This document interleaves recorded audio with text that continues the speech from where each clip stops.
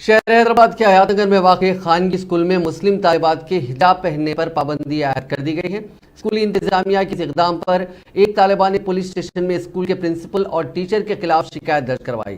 اپنی شکایت میں طالبہ نے کہا کہ 10ویں جماعت میں زیر تعلیم وہ اور اس کی ایک سہیلی کو ہیڈ سکارف پہننے پر اعتراض کیا جا رہا ہے۔ اسکول کے پرنسپل اور چند ٹیچرز ہیڈ سکارف نہ پہننے کی ہدایت دے رہے ہیں۔ وہ 12 جون سے شروع ہونے والے نئے تعلیمی سال کے آغاز سے ہی ہیڈ سکارف پہن کر اسکول جا رہی تھی، جس پر روزانہ اسکول کے پرنسپل اور ایک ٹیچر نے ان سے کلاس روم میں ہیڈ سکارف نہ پہننے کی ہدایت دی، جس پر وہ مجبوری میں پولیس اسٹیشن سے رجوع ہوئے۔ بتایا گیا کہ طالبہ کی شکایت کے بعد پولیس نے اس واقعے کی تحقیقات شروع کر دی ہے۔ واضح ہے کہ چند دن قبل شہر کے سنتوش نگر میں واقع ایک ویمنز ڈگری کالج میں ڈگری کے امتحان لکھنے والی برقع پوش طالبات کو بھی برقع اتار کر امتحان لکھنے کی ہدایت دی گئی تھی، جس پر کافی ہنگامہ بھی ہوا تھا۔ اس واقعے پر اپنا رد عمل دیتے ہوئے وزیر داخلہ محمد محمود علی نے تحقیقات کرتے ہوئے متعلقہ ڈگری کالج کے انتظامیہ کے خلاف کارروائی کرنے کا تیقن دیا تھا۔